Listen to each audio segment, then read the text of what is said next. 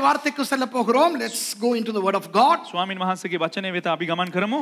Let's have fun learning the word of God. தேவனுடைய வார்த்தையை சந்தோஷமாக படிப்போம். දෙවියන් වහන්සේගේ වචනය අපි සන්තෝෂයෙන් ඉගෙන ගනිමු. கொஞ்ச நாட்களுக்கு முன் யூடியூபிலே என்னுடைய பிரசங்கத்தை பார்க்கிற ஒருவரோ ஒரு சகோதரியோ எனக்கு தெரியாது யார் என்று ஒரு கேள்வி கேட்டிருந்தார்.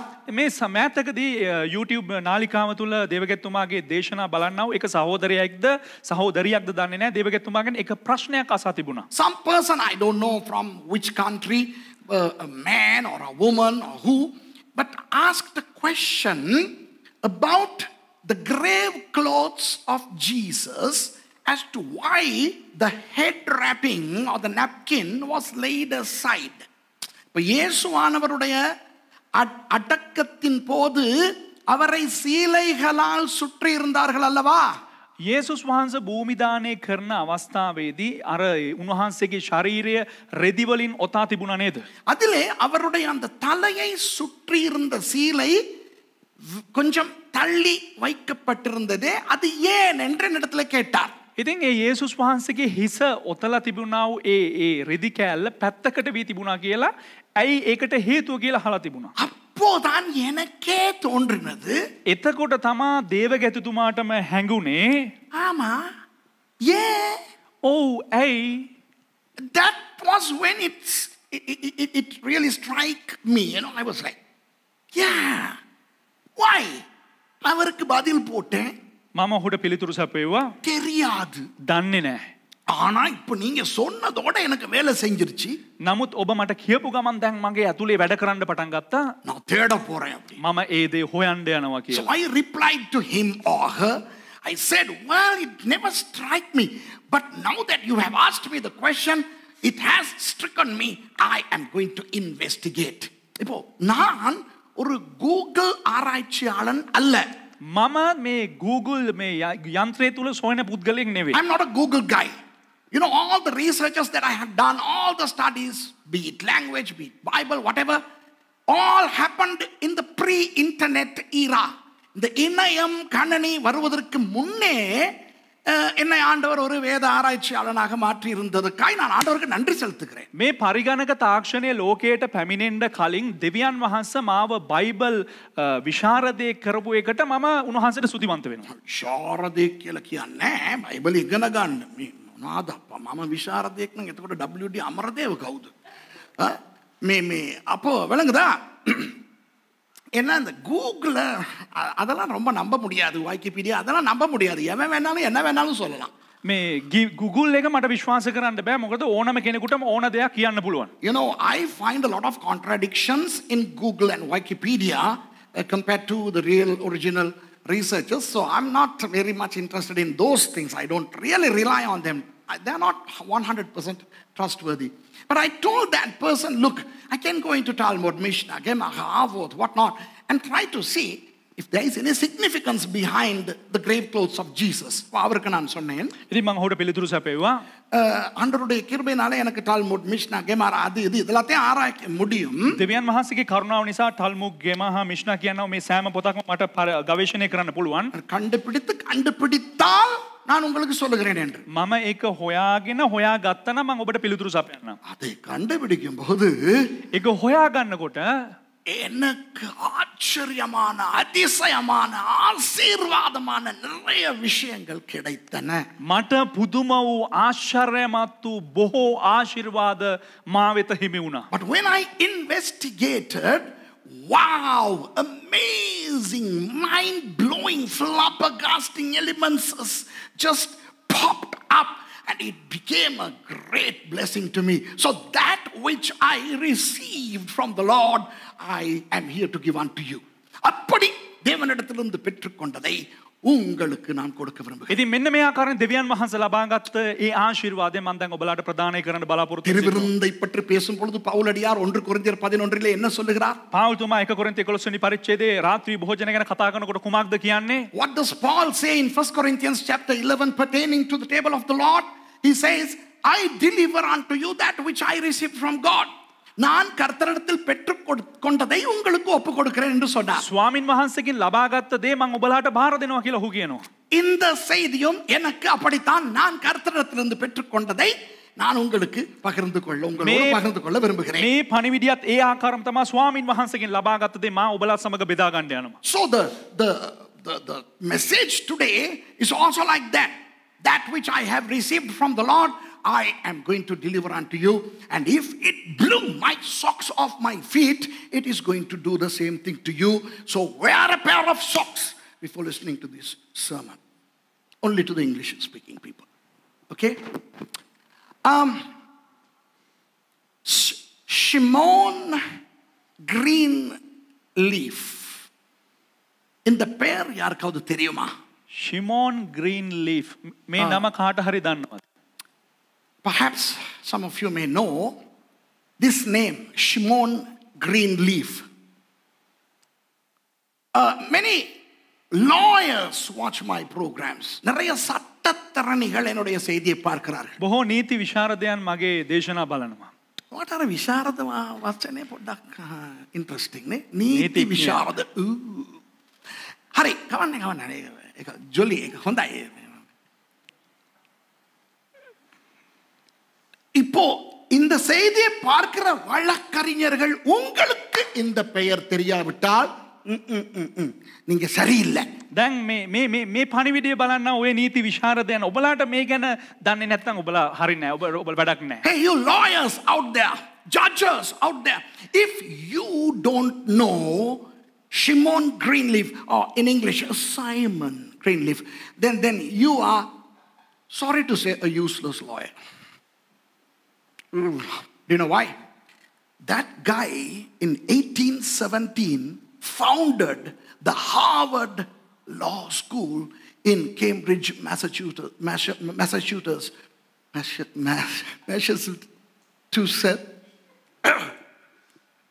in America. 1817 ஆண்டில் 1870 Massachusetts என்ற இடத்திலே தமிழ்ல நல்லா வருது. Massachusetts කියන ස්ථානයේ அமெரிக்காவே ஹார்வர்ட் சட்டக் கல்லூரியை ஸ்தாபித்தவர் ஷிமோன் கிரீன்லீஃப். හාවර්ඩ් නීති විද්‍යාලය ආරම්භ කරපු පුද්ගලයා තමයි ஷிமோன் கிரீன். உலகத்தில் இருக்கிற சட்ட கல்லூரிகளில் முதலாம் இடத்தில் இருப்பது ஹார்வர்ட் ஸ்கூல் ஆஃப் லா. ලෝකයේ නීති විද්‍යාල අතුරින් ප්‍රථම ස්ථානයේ තිබෙන්නේ හාවර්ඩ් නීති විද්‍යාලය. You know, Harvard School of Law is world's #1 law college since 1817. And you know what? It is the longest running continuous law school in the whole world. உலகத்திலேயே இன்று வரை தொடர்ந்து இயங்கும் பழைமையான ஒரு சட்ட கல்லூரி என்றால் அதுதான். 1818 පටන් මේ වනතෙක් ලෝකේ දීර්ඝවම පවත්වාගෙන යනා වූ එකම නීති විද්‍යාලය හාවර්ඩ් නීති විද්‍යාලය පමණයි. இந்த ஷிமோன் கிரீன்லீஃப் என்பவர் ஒரு யூதர். මේ ஷிமோன் கிரீன்லீஃப் කියනා වූ පුද්ගලයා එක යුදෙව්වෙක්. This guy is a Jew. He was a Jew. They are from Ipswich in England. Okay, his forefathers, perhaps 150 years prior to that, migrated to the free world, the Americas. Okay, அவர்கள் இங்கிலாந்தை சேர்ந்த இஸ்ரவேலர்கள். ඔවුන් එංගලන්තයට අයත් වූ ඊශ්‍රායල් වරුන් Ipswich என்ற இடத்துல இங்கிலாந்தில் இருந்தார்கள். இப்ஸ்விச் குஹாரி சுதும்பல ஹிட்டியா. ஓகே, அப்போ அங்கிருந்து அவர்கள் அமெரிக்காவுக்கு போனார்கள். ඔවුන් ඇමරිකාවට පැමිණියා එංගලන්තයේ සිට. சும்மாவே இஸ்ரவேலர்களுக்கு பயங்கர மூளை. අපි නිකම්ම දන්නවා ඊශ්‍රායල් වරුන් කිව්වා ඔවුන්ට බොහෝ ලෙස ප්‍රඥාව තිබෙනවා. We know the Jews are already blessed with immense knowledge, and you know this Greenleaf family was so knowledgeable, and they were very much into law. அவர்கள் ரொம்ப ஞானிகள் அந்த கிரீன்லீஃப் குடும்பம். ඉතින් මේ ග්‍රීන්ලීෆ් පවුල ඉතා ප්‍රඥාවන්ත පවුලක්.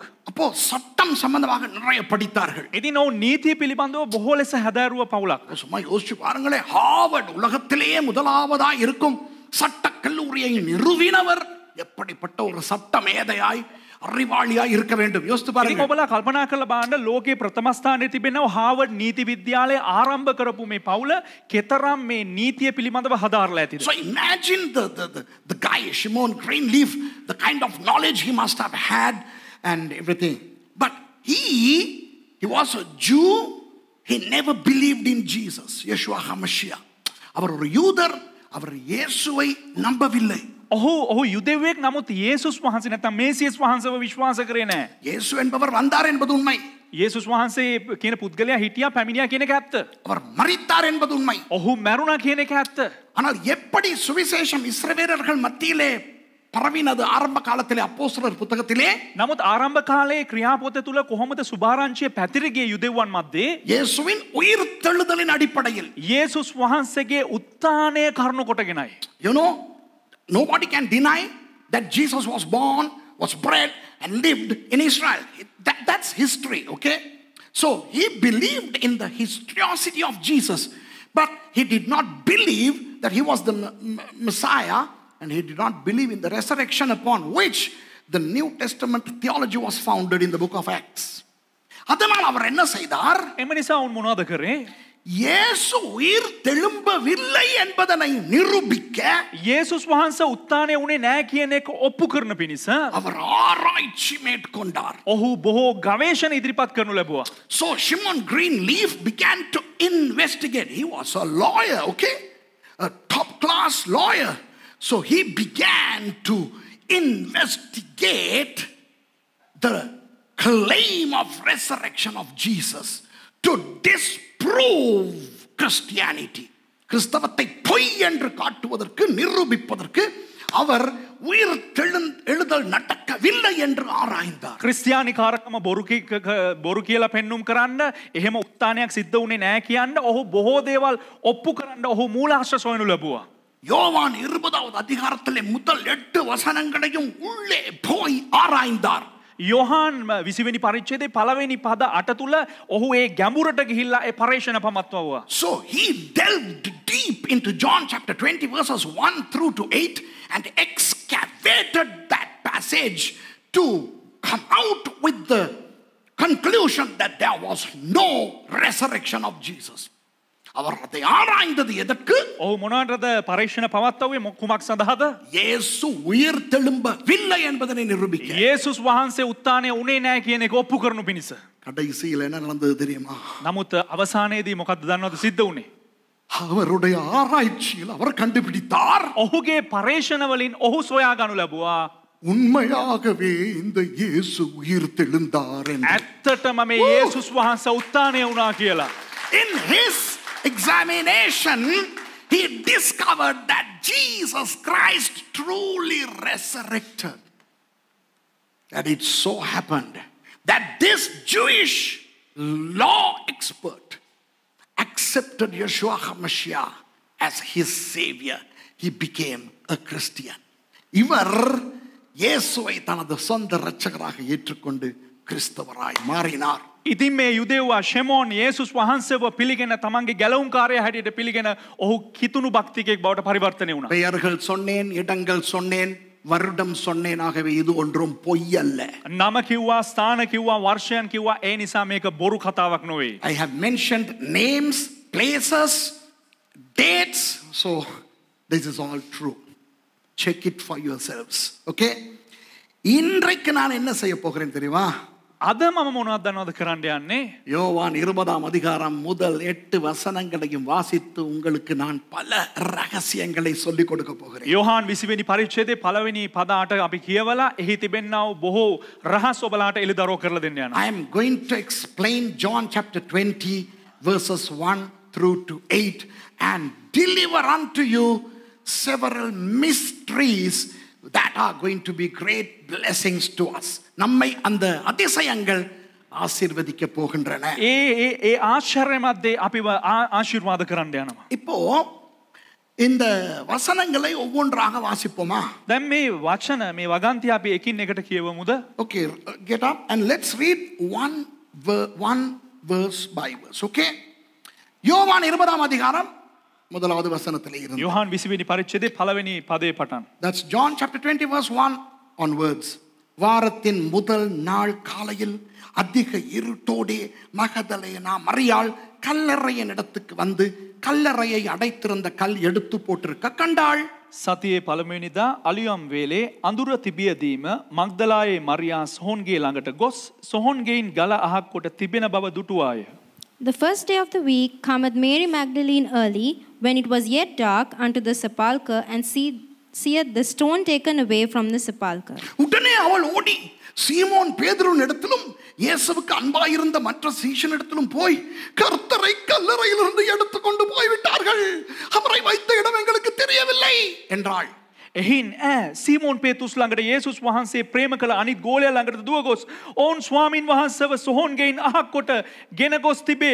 උන්වහන්සේ කොතන තැබුවාද කියා අපි නොදනිමුයි ඔවුන්ට කිව්වෝය.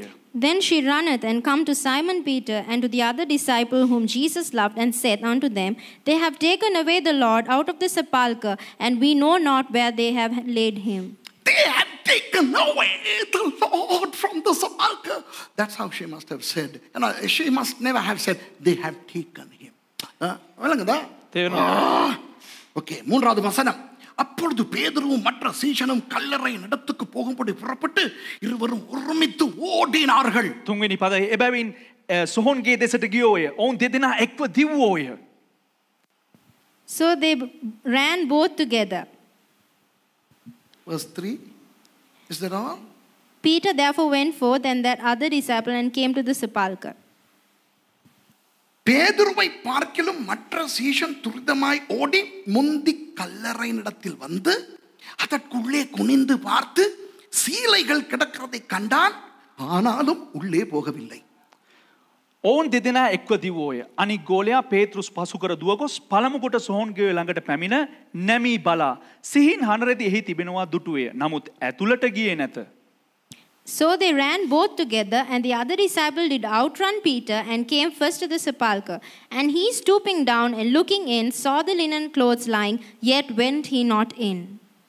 சீமோன் பேதுரு அவனுக்கு பின்னே வந்து கல்லறைக்குள்ளே பிரவேசித்து සීමෝන් පේතෘස් ඔහුට පසුව පැමිණ සොහොන්ගේ ඇතුළට ගොස්. Then cometh Simon Peter following him, and went into the sepulchre. சீலைகள் கிடக்கிறதையும் அவருடைய தலையில் சுற்றி இருந்த சீலை மற்ற சீலைகளுடனே வைத்திராமல் தானியே ஒரு இடத்தில் சுருட்டி வைத்திருக்கிறதையும் கண்டான். හනරෙදි තිබෙන බවත් උන්වහන්සේගේ හිසේ තිබුණු රෙදිකට හනරෙදි සමග නැතුව වෙනම එක තැනක අකුලා තබා තිබෙන බවත් දුටුවේය. Then cometh Simon Peter following him, and went out in the sepulchre, and seeth the linen clothes lie, and the napkin that was about his head not lying with the linen clothes, but wrapped together in a place by itself. முந்தி கல்லறை நடத்துக்கு வந்த மற்ற சீஷனும் அப்பொழுது உள்ளே பிரவேசித்து கண்டு විශ්වාසිතාන්. එකල පළමුකොට සොහොන්ගේ ළඟට ආවා වූ ඒ අනික් ගෝලයාද ඇතුළට ගොස් දැක විශ්වාස කළේය. Then went in also that other disciple which came first to the sepulchre, and he saw and believed. அன்பானவர்களே, மத்தேயு, மாற்கு, லூக்கா, யோவான் என்ற 4 சுவிசேஷங்களிலும் இயேசுவின் இந்த உயிர்த்தெழுந்த விடயங்கள் உண்டு.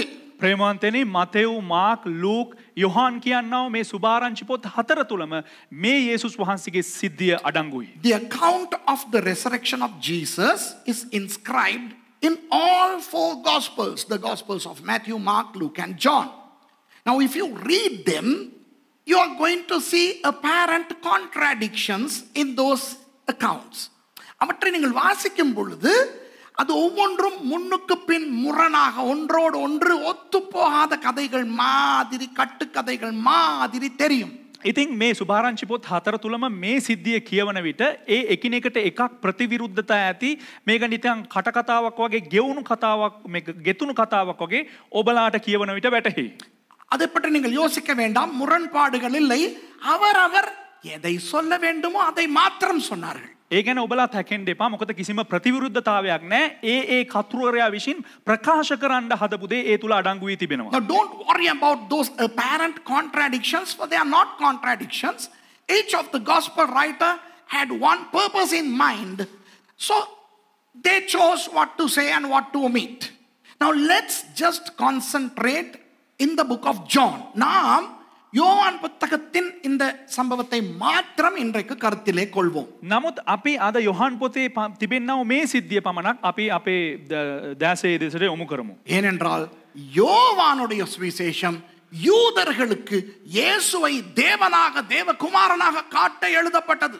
ඇයි කිව්වොත් යොහාන් පොත යුදෙව්වන්ට යොහාන් විසින් යේසුස් වහන්සේ දෙවි කෙනෙක් හැටියට ඔප්පු කර රචනා කරපු එක කෘතියක්. The reason is that the Gospel of John has been written to the Jews to show that Jesus is God or the Son of God. So it's a divine account. இது ஒரு திவ்ய கதை. මෙය ඉතා දිව්‍යමය වූ කතාවක් යොහාන් පොත.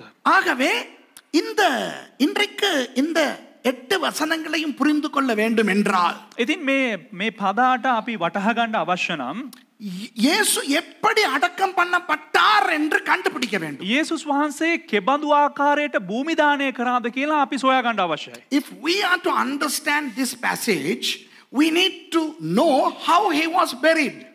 Simple. Go to John chapter 19 verses 38 to 40. ஒரு அதிகாரத்துக்கு முன்ன 19வது அதிகாரத்துக்கு போங்க. එක පරිච්ඡේදයකට කලින් තිබෙනා වූ 19 වෙනි පරිච්ඡේදයට යන්න. அதிலே 38 இருந்து 40 வரை வாசிப்போம். 38 වෙනි පදේ ඉඳලා අපි 40 වෙනි පදේ දක්වා කියවමු. இவைகளுக்கு பின்பு ඉන්පසු And after. And after what? After the crucifixion and the death of Jesus. இவைகளுக்கு பின்பு என்றால் இயேசுவை சிலுவையில் அறைந்த பின்பு. ඉන්පසු කියලා කියන්නේ යේසුස් වහන්සේ කුරුසපත් කළාට පසුව. அவர் மரித்த பின்பு. උන්වහන්සේ මරුණාට පසුව. After he was dead. இவைகளுக்கு பின்பு அரிமத்தியா ஊரானும் யூதருக்கு பயந்ததினால் இயேசுவுக்கு அந்தரங்க சீஷனுமாகிய யோசேப்பு இயேசுவின் சரீரத்தை எடுத்துக்கொண்டு போகும்படி பிலாத்துவினிடத்தில் உத்தரவு கேட்டான். பிலாத்து உத்தரவு கொடுத்தான். ஆகையால் அவன் வந்து இயேசுவின் சரீரத்தை எடுத்துக்கொண்டு போனான். 38 වෙනි පදය. ඉන්පසු යුදෙවරුන්ට බය නිසා රහසින් යේසුස් වහන්සේගේ ගෝලෙක්ව සිටියා වූ අරමාතියේ යෝසෙප් යේසුස් වහන්සේගේ මිනිය ගෙනියන පිණිස පිලාත්ගෙන් ඉල්ලුවේය. පිලාත් අවසර දුන්නේය. එහෙයින් ඔහු ඇවිත් යේසුස් වහන්සේගේ මිනිය ගෙන ගියේය. And after this, Joseph of Arimathea, being a disciple of Jesus, but secretly for fear of the Jews, besought Pilate that he might take away the body of Jesus, and Pilate gave him leave. He came therefore and took the body of Jesus. 39ஆம் வசனம்.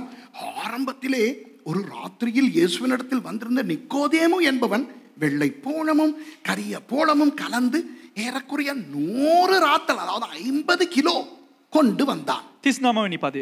පළමුවෙන් රාත්‍රියේ උන්වහන්සේ ළඟට ආවා වූ නිකදෙමුස් ගන්ධ රස මිශ්‍ර වූ ඇඟිලි රාත්තල් 100ක් පමණ රැගෙන ආවේය. And there came also Nicodemus, which at the first came to Jesus by night, and brought a mixture of myrrh and aloes, about 100 pound weight. ඒ කෑල්ල විතරක් කපලා දාන්න එපා. මේ ක්‍රිස්තියානි බයිබලෙත් අඟුලිමාල ගැන ලියලා තියෙනවා. මොකද ඇඟිලි ගෙනාවා කියලා. ඇඟිලි. මොකද අජාසත්ත අඟුලිමාල දන්නවනේ. එතකොට 40வது வசனம். அவர்கள் இயேசுவின் சரீரத்தை எடுத்து யூதர்கள் அடக்கம் பண்ணும் முறைமையின்படியே அதை கந்த வர்க்கங்களுடனே සීලයිகளில் சுற்றி கட்டினார்கள்.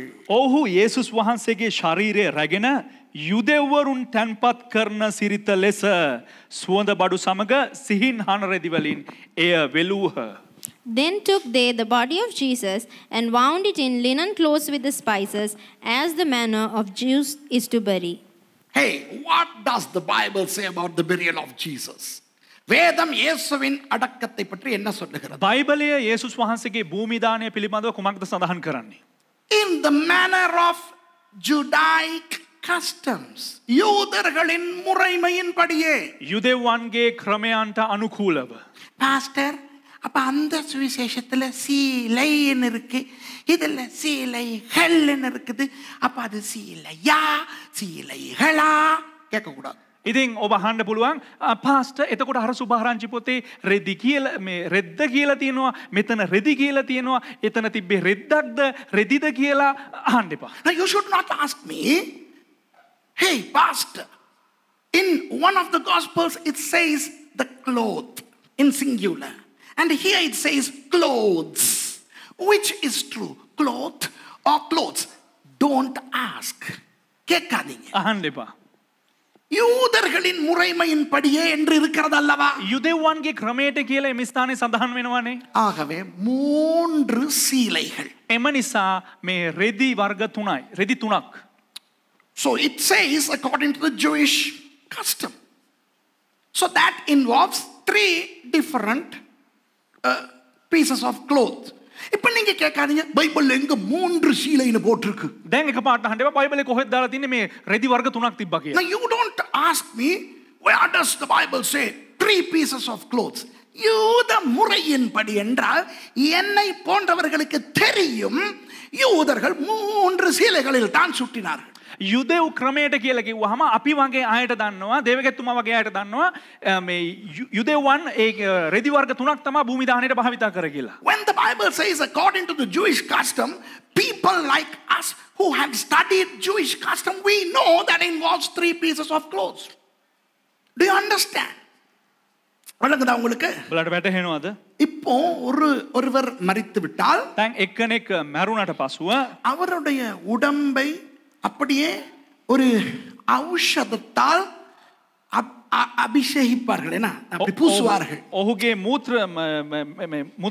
මූත්‍ර දේහයට නැත්තම් ඒ මරුණා වූ ශරීරයට ඖෂධ ගල්වලා ඒක ආලේප කරනු ලබනවා. කුරේ හට මෙහාට දාපුවාම අර්ථය වෙනස් වෙනවා තුෂාර. මූත්‍ර වෙනයි මූර්ත වෙනයි. මූර්ත දේහය. You know සිංහලම්? Good. මූත්‍ර දේහය නෙවෙයි මූර්ත දේහය. අයියෝ මේ කට්ටිය hina වෙනවා.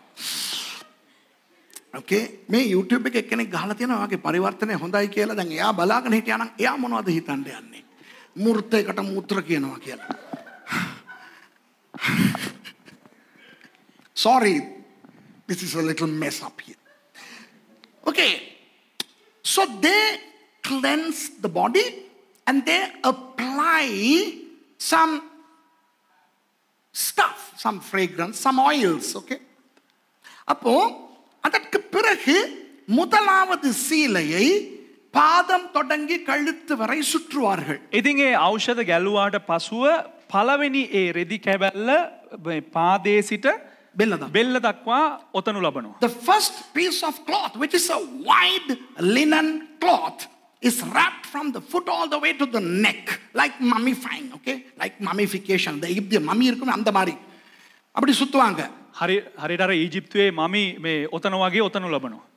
அதற்கு பிறகு மறுபடி இன்னொரு ஔஷதத்தை அதற்கு மேலே பூசுவார்கள். ඊට පසුව ඒ ඔතනු ලැබුවා රෙදි කඩ උඩින් තවත් එක ආලේපනයක් ගල්වනු ලබනවා. இரண்டாவது சீலையை கழுத்திலே இருந்து பாதம் வரை சுற்றுவார்கள். ඊට පස්සේ දෙවෙනි රෙදි කෑල්ල බෙල්ලේ සිට පාද දක්වා නැවත වෙලනු ලබනවා. Then they apply another substance onto that cloth, and then with the second cloth they wrap from the neck down to the feet.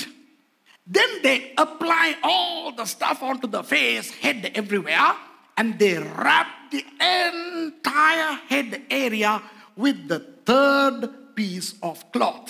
அதற்கு பிறகு இந்த கழுத்துக்கு மேலே தலை பகுதியை முழுக்க அவர்கள் அந்த தைலத்தால் அவர்கள் அபிஷேகித்தென்றால் பூசி එයින් පසුව අර බෙල්ලට නව හිසේ කොටසට ඒ ඖෂධ සෑමතක්ම ගල්වලා அந்த மூன்றாவது சீலையால் அதை முழுக்க சுற்றுவார்கள். ඒ අවසාන තුන්වෙනි රෙදි කැබැල්ලෙන් ඒ මුළු ඔළුවම වෙලනු ලබනවා. அப்படித்தான் யூதர்கள் அடக்கம் செய்வார்கள். අන්න ඒ ආකාරයට තමයි යුදෙව්වන්ව භූමි දානය කරන්නේ. So that's how the Jews bury their dead. And if Jesus was buried by 2 Jews, Joseph of Arimathea and Nicodemus, in a Jewish way, this was how he was buried. 2 யூதர்கள், යුදෙව්වන් දෙන්නෙක්, அரிமத்தியனாகிய யோசேப்பு, අරිමාතියේ යෝසෙපුත්, நிக்கோதேமு, ඒ වගේම නිකොදෙමුසු. அவர்கள் யூத முறைமையின்படி இயேசுவை அடக்கம் செய்திருந்தால் இப்படித்தான் செய்திருக்க வேண்டும். ඔවුන් යුදෙව්වන්ගේ ක්‍රමයට අනුව යේසුස් වහන්සේ භූමි දානය කර තිබුණා නම් ඒ මේ ආකාරයට තමයි භූමි දානය කළ යුත්තේ. இப்போ இந்த அடக்கம் செய்வது என்பது யூதர்களுக்கு எவ்வளவு முக்கியம் தெரியுமா? මේ භූමි දානය කිරීම යනු යුදෙව්වන්ට කෙතරම් වැදගත්ද දන්නවද? Do you know how important it is for the Jews to bury their dead? இப்ப இந்த கொரோனா நாட்களிலே என்ன பிரச்சனை ஓடிக்கொண்டிருக்கிறது சில இடங்களிலே? සමහරක් ස්ථානවල මේ කොරෝනා කාලේ මොකක්ද තිබෙනා වූ ප්‍රශ්නය? What is the problem that some people are facing in these corona days? The corona victims, are they to be burnt, cremated or buried? இந்த கொரோனாவினால் மரிக்கிறவர்களை මේ කොරෝනා නිසා මිය ඇදෙන්නා වූ අය அவர்களை புதைப்பதா எரிப்பதா என்ற பிரச்சனை. ඔවුන් භූමිදානය කරනවද නැත්නම් ආදාහනය කරනවද කියන ප්‍රශ්නයක්. எரிக்க வேண்டும், அப்போதான் அந்த கிருமி சாக வேண்டும் என்று ஒரு சாரார் சொல்லுவார். සමහරක් කොටසක් කියනවා ආදාහනය කරන්න අවශ්‍යයි එවිට තමයි මේ බැක්ටීරියා ඒ කෘමීන් මැරෙන්නේ කියලා කියනවා. Some people say, or the authorities say, that these bodies need to be cremated to eliminate the coronavirus. But then some others, they say it is taboo according to our religion. சில மதங்கள் சொல்லுகிறார்கள், ஐயோ எங்களுடைய மதத்தின்படி எரிக்க கூடாது, அடக்கம் தான் செய்ய வேண்டும். නමුත් සමහරක් මේ ආගම් වලට සම්බන්ධ වෙච්ච අය කියනවා මේක මේ ආදාහනය කරන්න හොඳ නැහැ, මේක භූමිදානය කළ යුතුයි අපේ ක්‍රමයන්ට අනුව කියලා. அது மாத்திரமா சில மதங்கள் என்ன செய்கின்றன? ඒ වගේම සමහරක් ආගම් මොනවද කියන්නේ? இந்த மரித்தவர்களை அடக்கம் பண்ணுகின்ற முறையிலே சட்டங்காச்சாரங்களை வைத்து பல நம்பிக்கைகளை வைத்துக் கொண்டிருக்கிறார்கள். මේ මරුණ අය භූමිදානය කරන අවස්ථාවේදී ඔවුන්ගේ සංස්කෘතියට අනුව බොහෝ කරුණු කාරණා ඔවුන් එම අවස්ථාවේදී ඉටු කරනවා. Different cultures, different religions have their own ways of burying their dead because of their beliefs. Like the Egyptian pharaohs, they built pyramids on the western side of Nile so that the dead people will go on to the next life quite easily. இப்போ எகிப்திய பார்வோன்கள் என்ன செய்தார்கள்? දැන් ඊජිප්තු ශිෂ්ටාචාරයේ පාරාවරුන් මොනවද කරාවේ? Nile நதிக்கு மேற்கு புறத்திலே தங்களுடைய கல்லறைகளை பிரமிட்களை வைத்தார்கள். ඔවුන් නයිල් ගඟට බටහිර පැත්තේ ඔවුන් පිරමීඩ ගොඩ නගනු ලැබුවා. அப்போ அவர்களுடைய மறு உலகுக்கு அவர்கள் இலகுவாய் போவார்கள் என்று. ඉතින් මේ පිරමීඩ වල ඔවුන්ගේ ශරීර තැන්පත් කළා ඔවුන් මොනවද බලාපොරොත්තු වෙන්නේ ඊළඟ ආත්මයට ඔවුන්ට ගමන් කරන්න පුළුවන් කියලා. அடுத்த உலகத்துக்கு அவர்களுக்கு தேவைப்படும் என்று இவர்கள் பயன்படுத்தின உடை, பாத்திரம், நகை எல்லாம் சேர்த்து අඩකම් பண்ணுவார்கள். ඉතින් ඔවුන් භූමිදානය කරන අවස්ථාවේදී අනිත් ජීවිතයට අවශ්‍ය කරනව ඇඳුම් පැළඳුම් ආයිත්තම් මේ සියල්ලක්ම සමග තමයි ඔවුන් භූමිදානය කරනු ලැබුවේ. So they buried their dead with their accoutrements that they were using for them to use in their afterlife. Now let's take Abraham, the first Hebrew, into consideration. முதல் யூதனாகிய ஆபிரகாம் என்ன செய்தார்? දැන් ප්‍රථම යුදෙව්වා වූ ආබ්‍රහම් කුමක්ද සිද්ධ කළේ? எவ்வளவு காலம் வந்து கானானிலே வாழ்ந்தார்? කෙතරම් කාලයක් කානාන් වල ජීවත් වුණාද? சொந்தமாய் நிலம் வாங்கினாரா? තමාටම කියලා ඉඩමක් මිලදී ගත්තද? Abraham came and dwelt in Canaan for a long time in various places, Shechem, Bethel, many places, but did he ever buy any land? அவர் சீகேமிலே வாழ்ந்தார். ඔව් ෂෙකෙම් වල ජීවත් වුණා. பெத்தேலிலே வாழ்ந்தார். බෙතෙල් වල ජීවත් වුණා. பெயர்செபாவிலே வாழ்ந்தார். බේර්ෂෙබා වල ජීවත් වුණා. நிலம் வாங்கினாரா? ඔව් තමාටම කියලා ඉඩමක් මිලදී ගත්තද? ஆனால் ஆதியாகமம் 23 சொல்லுகிறது, නමුත් උත්පත්ති 23 කියනවා அவருடைய மனைவி மரித்த பொழுது, சாராள் மரித்த பொழுது, ඔහුගේ භාර්යාව සාරා මැරුණාට පසුව அவரை அடக்கம் பண்ண அவர் போய் அங்கே மக்பெலாவின் குகையை விலைக்கு 400 ஷெக்கல் வெள்ளிக்கு வாங்குகிறார். ඇව භූමිදානය කිරීම සඳහා ෂෙකෙල් 400කට ගුහාවක් මිලදී ගත්තා කියලා. But in Genesis chapter 23, when his wife Sarah died, Abraham goes and purchases a land, the cave of Machpelah, for 400 shekalim of silver. So Abraham bought a land for the first time in his life to bury his wife. ஆபிரகாமே முதல் தனக்கென ஒரு நிலம் வாங்கினது தன்னுடைய மனைவியை அடக்கம் பண்ண. ආබ්‍රහම් විසින් ප්‍රථම වතාවට ඔහු භූමියක් මිලදී ගන්නේ තමාගේ මරුණා වූ භාර්යාව භූමිදානය කරනු පිණිස. அப்போ அடக்கம் பண்ணுவது என்பது அவர்களுக்கு எவ்வளவு முக்கியம் என்று நீங்கள் யோசித்து பார்த்துக் கொள்ளுங்கள். එහෙනම් අපි කල්පනා කරලා බලන්න අවශ්‍යයි භූමිදානය කිරීම යනු යුදෙව්වන්ට කෙතරම් වැදගත් දෙයක්ද කියලා. Imagine how important burial is for the Jews. Now when you read the Bible, you will see about people like kings, prophets, how they died and they were buried in such and such a place, in such and such manner. வேதத்திலே நீங்கள் பார்த்தால் බයිබලයේ ඔබ බලන්න පුළුවන් அரசர்கள், தீர்க்கதரிசிகள், முக்கியஸ்தர்கள், රජවරුන්, අනාගත වක්තරුන්, ඒ වගේම වැදගත් පුද්ගලයන් அவர்கள் மரித்தார்கள், அவர்களை இன்ன இடத்திலே இன்ன விதத்திலே அடக்கம் பண்ணினார்கள் என்று எழுதியிருக்கும். ඔවුන් මරුණාට පසුව කුමන ස්ථානයේ ඒ අදාළ ස්ථානවල අදාළ ස්ථානයන්හි භූමිදානය කරා කියා. மோசேயை ஆண்டவரே அடக்கம் பண்ணினாராம். මෝසෙස්ව දෙවියන් වහන්සේ විසින් භූමිදානය කළාලු. The Bible says that God buried Moses. He did not even summon an angel to do that. He himself did the burial. Wow. அப்போ ஒரு தேவ தூதனுக்கு சொல்லவில்லை, இங்கே போயிட்டு மோசே அடக்கம் பண்ணிட்டு வா காபிரியல். දේවදූතයෙකුට කිව්වේ නෑ ගිහිල්ලා මේ ගාබ්‍රියෙල් මේ මෝසෙස්ව භූමි දානය කරලා එන්න කියලා. அவர் அடக்கம் பண்ணினாராம். දෙවියන් වහන්සේ භූමි දානය කළාලු. இப்போ இன்றைக்கு சில இடங்களிலே දැන් අද සමහරක් ස්ථානවල சில பேர் ரட்சிக்கப்பட்டு வர பயப்படுவார்கள். ஏன் தெரியுமா? සමහරක් අය ගැලවීම ලබලා එන්න බය වෙනවා. In some places some people are afraid to get saved and come to a Pentecostal church. Why? Pastor, if we come to Pentecostal churches, our people will not give us a burial ground. நாங்கள் பெந்தகோஸ்த சபைக்கு வந்தால் pastor අපි පෙන්තකෝස්ත සභාවට ආවනම් எங்களுடையவர்கள் எங்களுக்கு கல்லறை தர மாட்டார்கள். අපේ අය අපිට මේ සොහොන් පලක් අපිට දෙන්නේ නැහැ. ஆகவே இந்த அடக்கம் என்பது ரொம்ப முக்கியமான ஒன்று. එම නිසා මේ භූමි දානය කරන එක ඉතාම වැදගත් වූ දෙයක්. So burial is very important, okay? But Jesus was buried in a Jewish manner and we are going to now investigate his burial. இயேசு யூத முறைமையின் படி அடக்கம் பண்ணப்பட்டார். இப்போ நாம் இந்த வசனங்களை ஆராயப் போகிறோம். අපි බලමු දැන් යේසුස් වහන්සේගේ භූමි දානය පිළිබඳ යේසුස් වහන්සේව භූමි දානය කරනු ලැබුවේ යුදෙව් ක්‍රමයට අනුකූලව. மகதலேனா மரியாள் வந்து கல்லறையை பார்க்கிறார். මග්දලාහි මරියා පැමිණ ගල් ගුහාව දෙස බලනවා. கல் புரட்டி போடப்பட்டிருக்கிறது. ගල් දොර ගල් පියන පෙරලී තිබුණා. உடனே ஓடுறாங்க. එක පාරටම දුවනවා. Mary Magdalene comes to the tomb, sees the stone being rolled away, and she takes off, sprints back to the disciples and says, finito, kaput. Somebody has stolen the body of our master. அவர் சொல்றா, කියනවා எங்களுடைய கர்த்தருடைய சரீரத்தை எவனோ களவெடுத்துட்டான். අපේ ස්වාමින් වහන්සේගේ ශරීරය කවුද හොරකම් කරගෙන ගිහිල්ලා. முதல்ல ஓடுற முந்திரி கொட்டை யார்? කවුද දැන් ප්‍රථමයෙන් ඉස්සරලාම දුවලා යන්නේ එක බලන්න. பேதுரு. பேத்ருஸ். அவரோட இன்னொருத்தர் ஓடுறார். பேத்ருஸ் දුවනකොට තවත් එක්කෙනෙක් පස්සෙන් එනවා. அவர் யாராம்? இயேசுவுக்கு அன்பா இருந்த சீஷன். யாரு? ඔව් කවුද? යේසුස් වහන්සේට ප්‍රේමයෙන් සිටියා ගෝලයා. So Peter takes off, followed by another guy who was the beloved of Jesus. Now, who was the beloved disciple? Come on, tell me the name. Johann. Exactly, John. Yohan. So Peter and John run. பேத்ருසු යොහානුයි දුවනවා. Do you know why John is not writing his name? Because he is writing the book, to be modest. யோவான் அந்த நிருபத்தை எழுதுகிறபடினால் தான் தன்னுடைய பெயரை அதிலே குறிப்பிடாமல் යොහාන් ඒ කෘතිය රචනා කරන නිසා ඔහු තමාගේ නම සඳහන් කරන්නේ නැහැ. அப்போ இந்த காலத்து சிலரா இருந்தா நான் ஓடினேன், அவரை விட வேகமாய் நான் ஓடினேன் அப்படியெல்லாம் எழுதுவாங்க. දැන් අද කාලේ එහෙම කවුරු හරි ලියවනම් මම එතන ඉඳලා මම ඔහුට වැඩිය වේගෙන් දුවලා ගියා කියලා ලියයි. If one of our people wrote the Gospel of John, the guy would have said, I overtook Peter and I was first to the tomb. இல்லாட்டி அதை அழகா சொல்லுவாங்க. අද ඒක ලස්සනට කියනවා.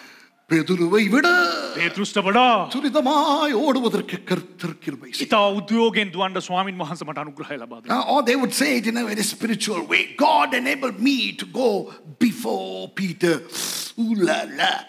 இப்போ யோவான் ஓடி போய் දැන් යොහාන් දිව ගොස් குனிந்து பார்த்து ඔහු නැමී බලා சீலைகள் கிடக்கிறதை கண்டார். රෙදි එම ස්ථානයේ තිබෙන බව දුටුවා. Look at verse 5. පස්වෙනි පදේ බලන්න. அதற்குள்ளே குனிந்து பார்த்து சீலைகள் கிடக்கிறதை கண்டார். සිහින් හඬ රෙදි එම ස්ථානයේ තිබෙන එක දුටුවා.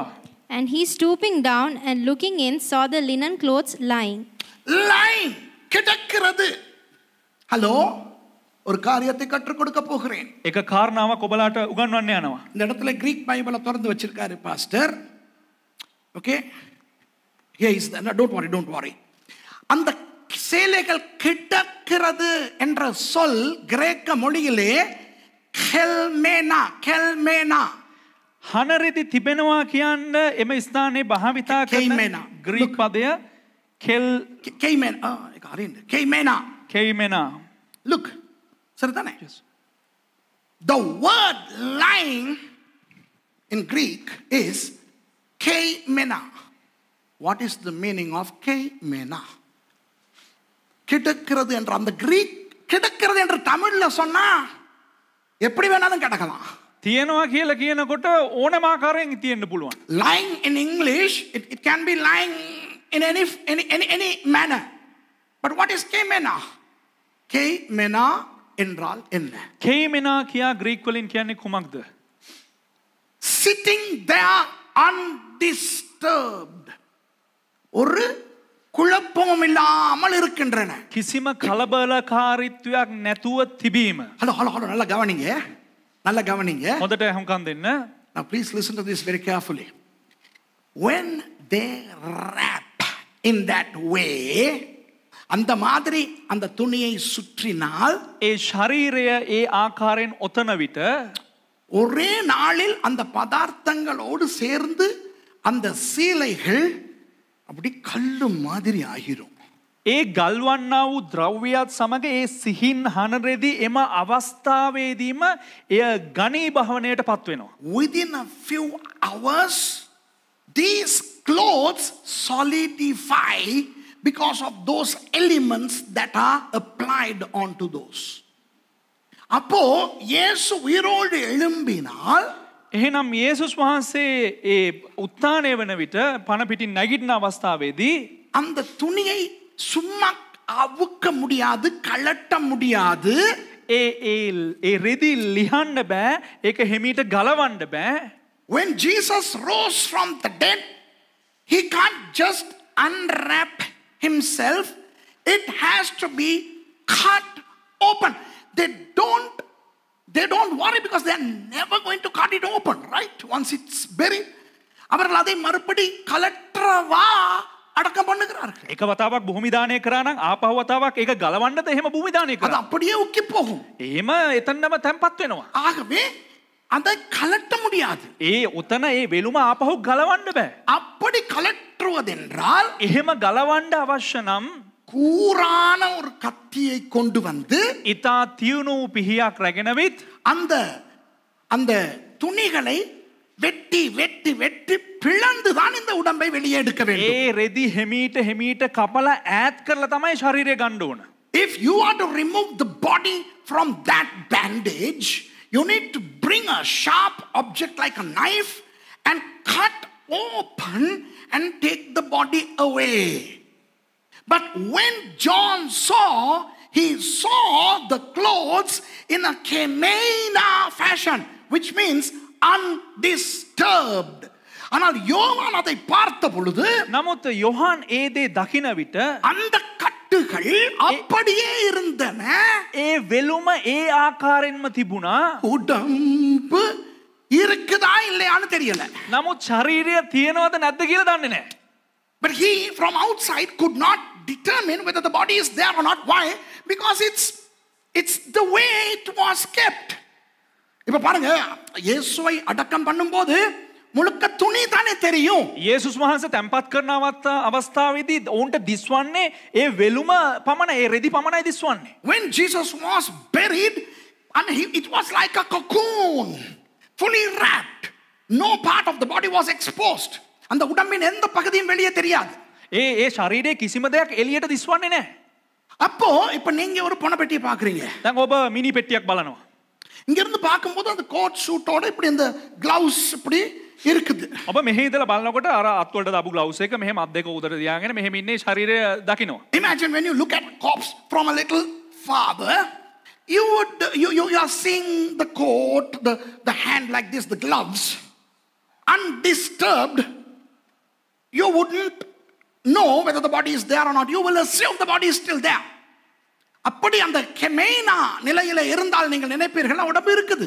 කෙමේනා තත්වයෙන් සිටියා නම් අපිට ශරීරයේ තියෙන එක දේහේ තියෙන එක බලා ගන්න පුළුවන්. ஆகவே யோவான் நினைத்தார், එම නිසා යොහාන් සිතුවා உடம்பு இருக்குது, ශරීරය තියෙනවා. அந்த கல்லு புரண்டு இருக்கிறத பார்த்து தான் மகதலேனா மரியாள் அக்கா உடம்ப காணான்னு சொல்லுது போல இருக்கு. මේ ශරීරයේ ඒක එතන තියෙනවා. නමුත් මේ ගල් පියන පෙරළුන නිසා තමයි අක්කා මග්දලාහි මරියා දුවගෙන ඇවිල්ලා කලබල වුනේ. விளங்குதா? තේරුණාද? Do you understand? When John saw, he thought, no, the body is there. Why? Everything is perfect. The wrapping is just like that. So the body must be there. The body is there. Mary Magdalene thought the body has been stolen because the stone was rolled. ஒரு parcel அப்படியே sello டேப்பால நீங்க கம்பெனில வாங்கின மாதிரியே இருக்கு. දැන් ඔබ එක කම්පැනි එකකින් ගන්නකොට එක පාර්සලයක් මේ ඒක කම්පැනියෙන් ගත්තා වගේම තියෙනවා මේ සෙලෝ ටේප් ඔක්කොම ඔතලා වෙලුම් ඔතලා. So you buy something that is properly wrapped from the company. Now when you look at that, you naturally assume that the object, the product is in that package, undisturbed. That's Kemena. இப்போ அந்த பெட்டியை பார்க்கும் போது அது அப்படியே அந்த கம்பெனில இருந்து வந்த மாதிரியே இருக்குனா දැන් මේ සමාගමෙන් ආවා වගේ ඒ පෙට්ටිය බලනකොට ඒ ආකාරයෙන්ම තියෙනවා නම් உங்களுக்கு தெரியும் அந்த பொருள் அதுக்குள்ள இருக்கு. ඔබට වැටහෙනවා ඒ භාණ්ඩේ ඒ පෙට්ටිය තුල වෙලුම ඇතුලේ තියෙනවා කියලා. யோவான் வந்து பார்க்கிறார். යොහාන් ඇවිත් බලනවා அந்த சீலைகள் கெமேனா நிலையில் அப்படியே கிடக்கிறது. அதுதான் தமிழ்ல கிடக்கிறதுங்கிறது அவ்வளவு பொருந்தாது. புரியுதா? ඒ අර හනරෙදි ඒ ආකාරයෙන්ම තිබෙනවා. ඒ කියන්නේ තිබ්බ විදිහටම තියෙනවා. So when John comes and peeps inside from the outside, he sees the grave clothes as they were during the time of burial. So he assumes or presumes that the body is there. But what did Peter do? He went inside. பேதுரு என்ன செய்கிறார்? உள்ளேயே போறார். නමුත් පේතෘස් මොනවද කරන්නේ? ඔහු ඇතුළටම යනවා. 7வது வசனம் சொல்லுகிறது, 7 වෙනි පදයේ කියනවා சீலைகள் அப்படியே கெமேனா நிலையில் கிடக்கிறதையும் හනරෙදි ඒ කෙමෙයිනා ආකාරයට තිබෙන බවත් not lying in the linen clothes, அவருடைய தலையில் சுற்றி இருந்த சீலை மற்ற சீலைகளுடனே வைத்திராமல் தனியே ஒரு இடத்திலே சுருட்டி வைத்திருக்கிறதையும் கண்டான். උන්වහන්සේගේ හිසේ තිබුණ රෙදි කඩ හනරෙදි සමග නැතුව වෙනම එක තැනක අකුලා තබා තිබෙන බවත් දුටුවේය. and the napkin that was about his head not lying with the linen clothes but wrapped together in a place by itself. மற்ற துணிகள் வேற, 2 துணி சீலை. රෙදි වර්ග දෙකක් වෙනම ඒවා වෙනයි. You know the 2 kinds of clothes I told you, one from the feet to the neck and the other from the neck to the feet. பாதம் முதல் கழுத்து வரை, மற்றது கழுத்து முதல் கால் வரை, அது வேற. රෙදි වර්ග දෙකක් මම කිව්වා. පාදේ ඉඳලා බෙල්ල දක්වාත් ඒ වගේම බෙල්ලේ ඉඳලා පාද දක්වාත් ඒ රෙදි වර්ග දෙක වෙනයි. ஆனால் அந்த தலையை சுற்றி இருந்த துணி, නමුත් මේ හිස වෙලලා තිබ්බා වූ ඒ රෙදි කඩ கிரேக்க மொழியிலே சூடாரியோன், ග්‍රේක භාෂාවෙන් සූඩාරියෝන්. You know, the cloth that is wrapped around the face, your King James version says napkin. Napkin is that. But this is sudarion. Sudarion என்பது ஒரு சீலை அப்படியே இறுக்கி கட்டுவது. සූඩාරියෝන් කියලා කියන්නේ එක රෙදි කැබල්ලක් ඉතා තද කරලා අර සුම්බරේ බඳිනා වගේ හිර කරලා බඳින එකක්. நீங்கள் யோவான் 11க்கு கொஞ்சம் ஓடினால், යොහාන් 13 වෙනි 11 වෙනි පරිච්ඡේදයට ඔබලා ගමන් කරා නම්, if you just run to John chapter 11 and read verse 44, 44வது வசனத்தை வாசித்தால், 44 වෙනි පදේ කියවුවා නම් லாசருவின் மரணம் அவன் உயிர் தெழுந்தது இருக்கிறது. ලාසරස්ගේ මරණයත් ඒ උත්ථානයත් එතන තිබෙනවා. The story of Lazarus' death and his resurrection is inscribed there. அப்பொழுது மரித்தவன் வெளியே வந்தான், அதாவது லாசர் வெளியே வந்தான். මරණ පුද්ගලයා ලාසරුස් එළියට පැමිණියා. and he that was dead came forth, namely Lazarus. அவன் கால்களும் கைகளும் பிரேத சீலைகளினால் கட்டப்பட்டிருந்தது. ඔහුගේ අත්පා වස්ත්‍ර වලින් bound hand and foot with grave clothes. The grave clothes bound his body, okay? அவருடைய உடம்பு தான் அப்படி இருந்தது. ஆனால் அவன் முகமும் சீலையால் சுற்றப்பட்டிருந்தது. சூடாரியோன். නමුත් ඔහුගේ මුහුණ රෙදි කඩකින් ඔතා තිබුණා. සූඩාරියෝන්. இயேசு அவர்களை நோக்கி இவனை கட்டவிழ்த்து விடுங்கள் என்றார். යේසුස් වහන්සේ ඔහුව බලලා කියනවා මොහුව මුදා හරින්න කියලා. And his face was bound about with a napkin. Jesus said unto them, loose him and let him go. Again we see napkin there. Hey, it's not a napkin. Sorry. KJV is wonderful. I use it. Okay? But sudarion is not a napkin. It's a face cloth. ஒரு முகத்தை சுத்துற ஒரு துணி அது சூடாரியோன். சும்மா சீலைனா அதுவும் சீலை இதுவும் சீலை. සුඩාරියොන් කියලා කියන්නේ මේ නිකංම රෙද්දක් නෙවෙයි එය මුහුණටම ආවෙනකු මුහුණ ඔතන්ඩ භාවිතා කරන්නව එක රෙදි කඩක්. அப்போ பேதுரு உள்ளே பார்க்கும்போது දැන් පේතෘස් ඇතුළට ඇවිත් බලනකොට பேதுருட ஆவி ஆத்மா சரீரம் மூணும் இடம் மாறிடுச்சு. පේතෘස්ගේ ආත්මය ශරීරය ප්‍රාණයේ හැම දෙයක්ම මාරු වෙනවා. When Peter went inside and saw the thing, his spirit, soul and body got displaced. Why? The grave clothes are intact. Keimena. Okay? And the பிரேத சீலைகள் அப்படியே இருக்கின்றன. ඒ හනරෙදි ඒ ආකාරයෙන්ම නැත්නම් ඇඟ ශරීරෝතපු ඒ හනරෙදි ඒමම තියෙනවා. கழுத்து வரை தானே. එය බෙල්ල දක්වා පමණයිනේ. அதுக்கு மேல அந்த தலை இருக்கிற இடத்துல தலை இல்ல. නමුත් අර ඔළුවේ ඔතල තිබ්බේ ඔළුවේ කොටස නැහැ ඔළුව නැහැ. You know, when he went near, he saw the grave clothes came in undisturbed, but from the neck upwards, nothing. No head, no bandage. தலையும் இல்ல, அந்த துணியும் இல்ல. දැන් සුඩාරියොන්னும் இல்ல. මේ බෙල්ලත් නැහැ ඒ සුඩාරියොන් එකත් ඒ රෙද්දත් නැහැ එතන. கிட்டத்தட்ட தலை இல்லாத ஒரு உடம்பு வந்தா எப்படி இருக்கும் உங்களுக்கு? දැන් ඒක හරියට අපි හිතමු නිකන් එකපාරට මේ හිස නැති මේ එකක් මේ ශරීරයක් ගමන් කරනවා වගේ. Imagine if ever you see a body coming to you without the head, finito. நம்ம செத்தே விழுந்துருவோம். අපි මැරිලම වැටේ. அப்படி கண்டார். එහෙම දැක්කනම් ஆனால் அந்த சூடாரியோன் துணி இருக்கிறது. හැබැයි අර සුඩාරියොන් අර ඒ රෙදි කැල්ල තියෙනවා. அது உடம்போட மத்த துணியோட இல்ல. ඒ අර ශරීරයත් සමග තිබෙනවා රෙදිත් එක්ක නෑ. அது அந்த பக்கத்துல வைக்கப்பட்டிருக்கிறது. ඒ එක පැත්තකින් තබා තිබෙනවා. It is not with the grave clothes. It's in another place. Tamil சொல்லுகிறது சுருட்டி வைத்திருக்கிறதையும் கண்டான். එම ස්ථානයේ සිංහලෙන් සඳහන් වෙනවා වෙනම තිබෙන බවත් අකුලා තබා තිබෙන බවත් දුටුවේය. But wrapped together in a place by itself. What a Greek කියවන්න පුළුවන්ද? පුළුවන් නේ මේ මම ලියලා තියනවා මෙතන. Entered to ligmenon. කමන්නේ කියන්න බැරි වුණා නම් කමන්නේ. அந்த சுருட்டி வைத்திருக்கிறது என்பதற்கு கிரேக்க சொல் என்ன தெரியுமா? අකුලා තබා තිබෙනවා කියන එකට ග්‍රීක් වචනේ මොකක්ද දන්නවද? What is the Greek word for folded up and kept? Entered to ligmenon. அதனுடைய அர்த்தம் என்ன தெரியுமா? ඒ වචනේ අර්ථය කුමක්ද දන්නවද? இப்படி. It is like taking this இதை எடுத்து දැන් මේක අරගෙන இப்படி மடிச்சு මෙහෙම හකුලලා නමලා இப்படி இப்படி இப்படி இப்படி. Okay? Taking the piece of cloth, folding and rolling it up. இப்படி வச்சிருக்க. මෙන්න මේ ආකාරයට රෝල් කරලා මෙන්න මෙහෙම නමලා මෙන්න මේ ආකාරයෙන් අරන් තබනවා වගේ. தமிழ்ல சுருட்டி வைக்கிறதுனா எப்படி வேணாலும் சுருட்டி வைக்கலாம் தானே. இப்படி இப்படி சுருட்டி நம்மாக்கள் வைப்பாங்க தெரியாதா? දැන් සිංහලෙන් ඔතලා තියෙනවා කියලා කියනකොට ඔය ඔතලා කොහේ හරි ඔය මුල්ලක ගහලා තියන්න පුළුවන් අපේ අය වගේ. Just, you know, how does it say in English?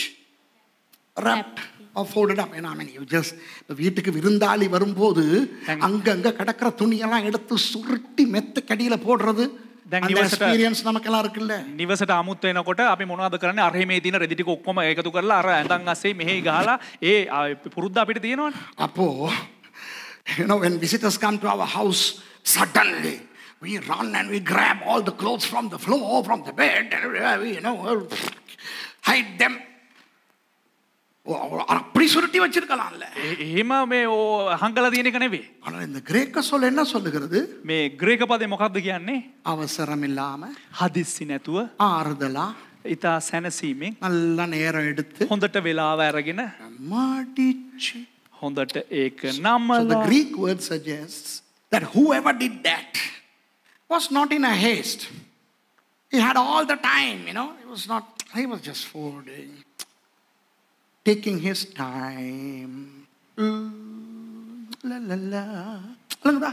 එයා හොඳට වෙලාව අරගෙන හොඳට මේ සින්දුවක් ගෙන්නන அவசராத்திரம் ஒண்ணுமே இல்ல. කිසිම හදිස්සියක් නැහැ. எடுத்து இப்படி அழகா வச்சிருக்கு. එහෙම එකපාරට එහෙම නමලා මෙහෙම නමලා මේ පැත්තකින් අරන් තිබ්බා. பாருங்க அந்த மூல மொழி தெரிஞ்சா எவ்வளவு விஷயம் புரியுது இல்லையா? ඉතින් පැරණි භාෂාවන් දන්නවා නම් ඒක කෙතරම් වැදගත්ද? How interesting if you know the language, right? And if that brother or sister who asked me the question is watching, hey, thank you. இந்த ஒரு கேள்வி கேட்டீங்களே நீங்க, ஏன் அப்படி வேறையா தலையில துணி வச்சிருந்துச்சு அப்படின்னு, அது நீங்க யாரோ தெரியல. ඉතින් කවුද දන්නේ මගෙන් මේ ප්‍රශ්නේ ඇහුවේ ඇයි යේසුස් වහන්සේ ඇයි අර මේ සෝන්ගේ ඇතුලේ ඒ හිසේ රෙද්ද වෙනම ආරන් තිබ්බේ කියලා කවුද දන්නේ ඇහුවේ? நீங்க பிரதரா, சிஸ்டரா, பாஸ்டரா, ப்ரொஃபஸரா, புதுசா ரட்சிக்கப்பட்டவரா, ஆம்பளையா, பொம்பளையா, அக்காவா, மாமியா, அண்ணனா, சித்தப்பாவா, ஒண்ணுமே தெரியாது. ரொம்ப நன்றி. සහෝදරයෙක්ද සහෝදරියක්ද ප්‍රොෆෙසර් කෙනෙක්ද පාස්ටර් කෙනෙක්ද ડોක්ටර් කෙනෙක්ද අක්කා කෙනෙක්ද නංගි කෙනෙක්ද මල්ලි කෙනෙක්ද කවුද දන්නේ බොහොම ස්තුතියි. ஏன் தெரியுமா? ඇයි දන්නවද? எத்தனை தடவை இதை வாசிச்சிருப்பேன். කොච්චරද වතාවක් මම මේක කියවලා තියෙනවා. நீங்க கேட்டனால தான் இதை நின்று வாசிச்சு அப்படின்னு எனக்கே புரிஞ்சுது. ඔබ අහපු නිසා තමයි මම ඒක කියවනකොට මට මේක පුදුමයක් වෙලා මම ඒක ඇතුළට ගියේ. How many times I would have read this, but only after you asked the question, when I read it, sort of it came to me. Ooh, yeah. இப்போ நான் சொல்ல போறது உண்மையிலே எனக்கு இன்னும் தெரியாது, என்னையும் தெரியாது, தெரிய தேவையும் இல்லை. දැන් මං කියන්න යන්නේ දේ මට ඇත්තටම දන්නෙත් නෑ, මට දැනගන්න ඕනේ නෑ, මට ආයෙ දැනගන්න හම්බෙයිද නැද්ද දන්නෙත් නෑ. What I'm going to tell you now, I don't know. Maybe I'll never know. I don't want to know. But here is a probability, okay? இப்படி நடந்திருக்கலாம். இப்போ யார் இந்த துணியை சுருட்டுனா? මෙන්න මෙහෙම සිද්ධ වෙන්න පුළුවන්. කවුද දැන් මේ ඒ රෙදි කැබැල්ල නැමුවේ? Who rolled this piece of cloth? Maybe Jesus. இயேசுவா இருக்கலாம். සමහරක් විට යේසුස් වහන්සේ වෙන්න පුළුවන්. அப்ப இயேசுவா இருந்தா ரெண்டு ideas. යේසුස් වහන්සේ නම් අදහස් දෙකක්. If it was Jesus, two ideas. යේසුස් Now don't ask me which one. I don't know. Now if Jesus was நீ படுக்காத. If Jesus was laid like this, இயேசுவை இப்படி போட்டிருக்காங்க. යේසුස් වහන්සේ උන්වහන්සේ මෙහෙම දාගත්තේ නැහැ. යේසුස් වහන්සේගේ ශරීරය මෙහෙම තමයි තැන්පත් කරලා තිබ්බේ. இப்போ இயேசு உயிரோட எழும்பிட்ட பிறகு, දැන් යේසුස් වහන්සේ මරණයෙන් උත්ථානය වුණාට පස්සේ, after Jesus rose again from the dead, maybe Jesus exited the cocoon with the head thing just out of the cocoon. இந்த உடுப்புல இருந்து ஷொயிங்னு வெளியே வந்திருக்கலாம். ஏன்னா அதே அதிகாரத்தில் பிறகு மூடப்பட்ட கதவு வழியாய் உள்ளே வந்தார் இல்லையா? යේසුස් වහන්සේට පුළුවන් ඒ තැන්පත් කරලා තිබ්බා වූ ඒ වෙලුම තුලින් එක පාට එන්නත් පුළුවන්. ඇයි කියලා කිව්වොත් අපි ඒ පරිච්ඡේදෙම දකින්න පුළුවන් ගල් දොරෙන් උන්වහන්සේ එළියට ආපු එකත්. In the same chapter we see that when the disciples were inside the room with closed doors, Jesus just entered without entering through the door. So Jesus could have just come out with the wrapping. அந்த தலை இதோட வந்திருக்கலாம். அப்போ அவர் உடம்பு உயிரோட எழும்பிருச்சு, இந்த துணி மட்டும் இருக்குது, அவர் கழட்டியிருக்கலாம். ඉතින් යේසුස් වහන්සේ උන්වහන්සේ විසින්ම නැගිට්ටට පස්සේ ඒ වෙලුම තියෙද්දි සමහරක් විට ඔළුවේ එක ඉතුරු වෙන්න ඇති. ඒ නිසා උන්වහන්සේටම ඒක ගලවලා අරන් තියන්නත් පුළුවන්. Maybe he rose again and then he unwrapped this and then maybe he took the time to roll it up. அவர் அப்படியே எலும்பி ஆறுதலா சுருட்டி வச்சிருக்கலாம். Number 1. ඉතින් ඒ පළවෙනි කාරණාව උන්වහන්සේම නැගිටලා ඒ රෙද්ද නමලා ඒක වෙලලා උන්වහන්සේ පැත්තකින් අරන් තියන්න පුළුවන්. ඒක පළවෙනි කාරණාව. இல்லையோ அப்படி உயிர் தெழும்பின பிறகு வெளியே அந்த கொக்கூனை விட்டு வெளியே போறதுக்கு முதல்ல அப்படி கலட்டி அப்படி ஷஃபானா படுத்திருக்கிற வாக்கில் டைம் இருக்கு. Secondly, if he rose again from the dead, before he left the cocoon, maybe he unwrapped this and he folded, taking his time. එහෙම නැත්නම් උන්වහන්සේ එළියට එන්න කලින්ම ඒ වෙලුම ඇතුලෙන් මෙහෙම ඔළුවේ තියෙන එක තමාම ගලාවගෙන තමාම ඒ ආකාරයෙන් නමන්නත් ඇති. அப்படி சைடுல வச்சிட்டு ඊට පස්සේ එහෙම ඒක නමපු එක එහෙම පැත්තකින් තියලා ලස්සනට. That was interesting. அப்படி எழும்பிருக்கலாம். ඒක නියමයි, ඒක මාර අත්දැකීමක් කියලා උන්වහන්සේ එහෙම නැගිටින්නත් ඇති. அல்லது එහෙමත් නොමැතිනම් நீங்கள் வேதத்தை வாசித்தால் ඔබ බයිබලයේ කියවුවා නම් பிறகு உள்ள தேவதூதர்கள் எல்லாம் இருந்திருக்காங்க. පස්සේ දේවදූතයෝත් ඇතුළේ ඉන්නවා. You know, if you read the Bible, you would find that later on they see a couple of angels inside the tomb. So, third, மூணாவது, තුන්වෙනි කාරණාව இயேசு உயிர் தெழுந்துட்டாரு. යේසුස් වහන්සේ මරණයෙන් උත්ථානය වුණා. தேவதூதர்கள் என்ன பண்ணிக்கிறாங்க? ஹாய் காபி, எப்படி இருக்க காபி, மிகாயல், ஏய் இதை ஒரு காட்டி விடுங்க. දේවදූතයෝ එහෙම ඉන්නකොට එකපාරට දේවදූතයෝ බල හායි ගාබි මේ පොඩ මේක ගලවලා දාපන් කියලා කියනවා. So, you know, when Jesus rose again from the dead, oh, நீ தான் coffee, you know. Maybe Jesus saw the two angels and Jesus said, hey, get this thing out, man. There is Gabriel removing and taking his time. Perhaps, you know, Jesus got up and Gabriel, Michael and Jesus were chatting when Gabriel was folding. It could be the angel. அப்போ ஏசு உயிரோட எழுப்பின பிறகு Gabriel அதை கழட்டி இதை சுற்றிக்கிற அப்புறம் நாதா என்ன பிளான்? சூப்பர் நாதா, எங்களுக்கே ஷொக்காக இருந்துச்சு, இப்படியெல்லாம் நீங்கள் அடிபட்டு செத்து வாவ் இப்படியெல்லாம் பேசிக்கிட்டு இருந்திருக்கலாம். ඉතින් සමහරක් වෙලාවට මේ යේසුස් වහන්සේ මලවුන් නැගිටට පස්සේ ළඟ ඉන්න ගාබ්‍රියෙල්ලා ඒක දැකලා ෂොක් වෙලා ස්වාමිනී මරුව වහන්සේ මෙච්චර ගුටි කාලත් මේ සුපිරි වැඩක් දීලා මේම නැගිට්ටා මාර නියමයි ආතල් ස්වාමිනී. ඉතින් දැන් ඊළඟ ප්ලෑන මොකද්ද ස්වාමිනී කියලා අහන්න එහෙම chat එකක් යන්නත් ඇති. Maybe the three, Jesus and the other two angels, were dialoguing with each other and you know the angel folded this thing up. So we don't know how it happened, but it happened. Somebody did this. இது நடந்தது. මේක සිද්ධ වුණා. இயேசுவோ தூதரோ யாரோ இதை செஞ்சு இப்படி சுருட்டி அழகா சுருட்டி மடிச்சு ஒழுங்கா வைக்கிறாங்கோ.